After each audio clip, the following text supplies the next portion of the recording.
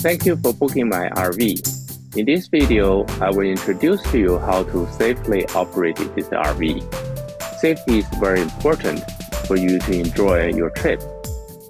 So let's begin. First of all, let's check the RV outside.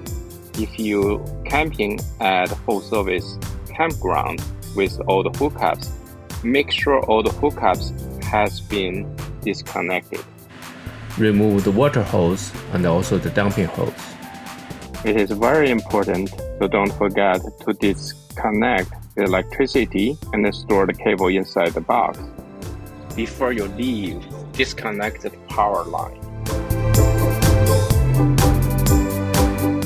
If you're using generator, this outlet will allow you to charge the battery. And you can pack everything inside this box for the cable.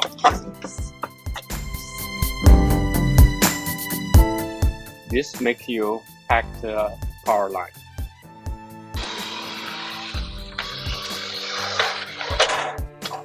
Make sure the awning is fully retracted. Now let's check inside. So leave nothing on the table because the table surface is very slippery.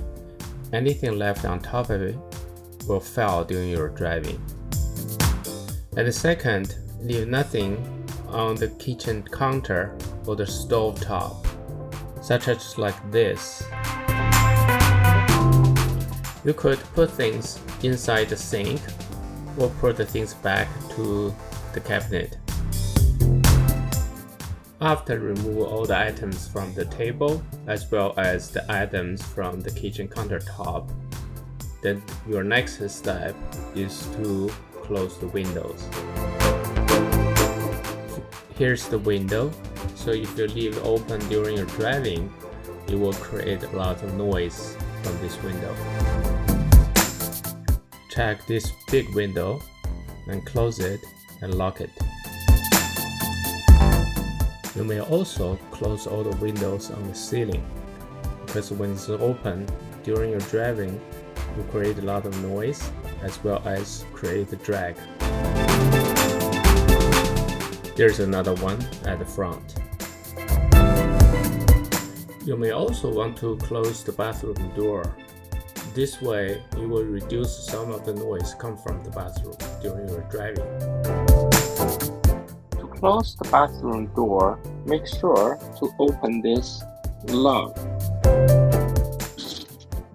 so that the bathroom door can close like this. After clear the table, kitchen counter surfaces, close the windows, the driver can proceed to prepare for driving. To prepare your driving, you need to remember two things. First of all, plug this cable in this charger and this cable in this charger. So what it does is this charge is to give electricity for this monitor.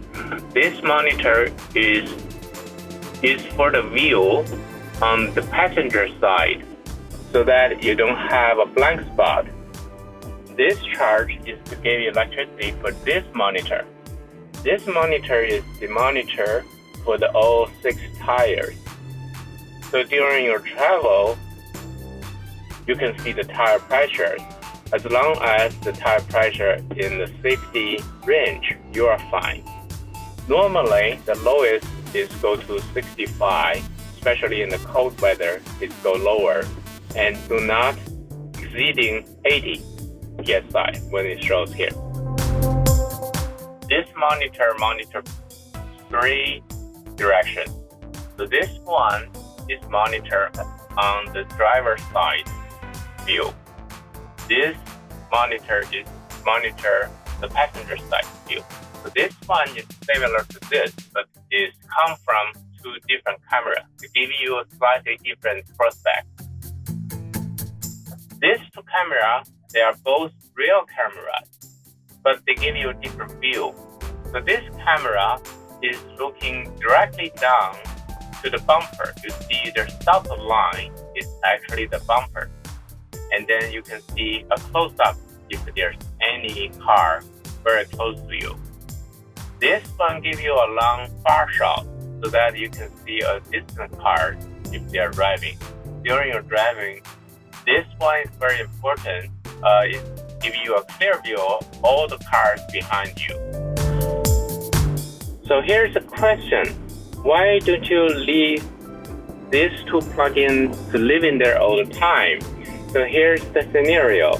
Because this plugin and this plugin is providing electricity from the battery all the time. So if you're camping at the campground, the battery power is come from your startup battery. So if you leave too long, like overnight, I'm afraid it may be draw out all the electricity power so that you cannot start, especially in winter. So it's better to leave it off after you stop the car. So whenever you stop the car, just do this. Unplug this, leave it here, and unplug this to leave it here. And then put it in here. This is an entertainment console. Normally, the first thing you want to use is the map.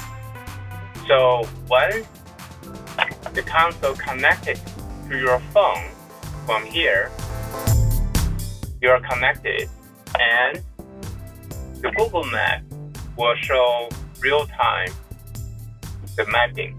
So you can import your next destination so that you can use that as the GPS. So I can teach you a little bit more about this setup when you come to pick up your RV.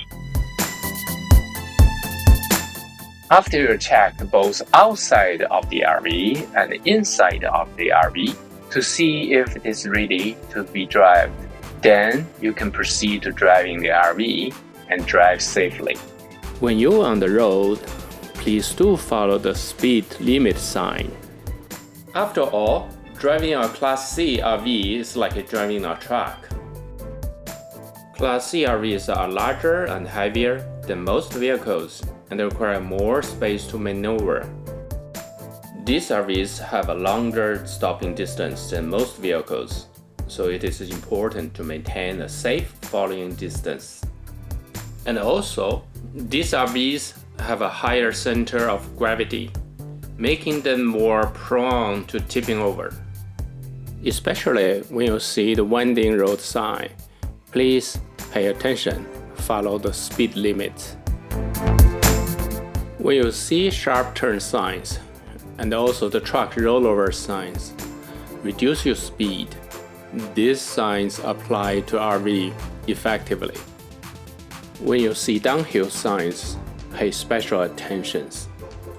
Truck warning signs seems not affecting cars that much. However, Class C RVs are indeed affected by these road conditions. In a mountainous road, when you see these long downhill signs with speed limit, don't rush down to the mountain. Take your time and drive at a safe and comfortable speed. When you see signs suggesting trucks to use lower gear, be prepared to use the lower gear. Use a lower gear will help you slow down the RV. Keep your speed under control by using a combination of your brakes and the engine. Apply the brakes intermittently and use your engine to help slow down by downshifting. Avoid using your brakes too much, as this can cause them to overheat and lose effectiveness. If necessary, use designated pullouts to allow other vehicles to pass.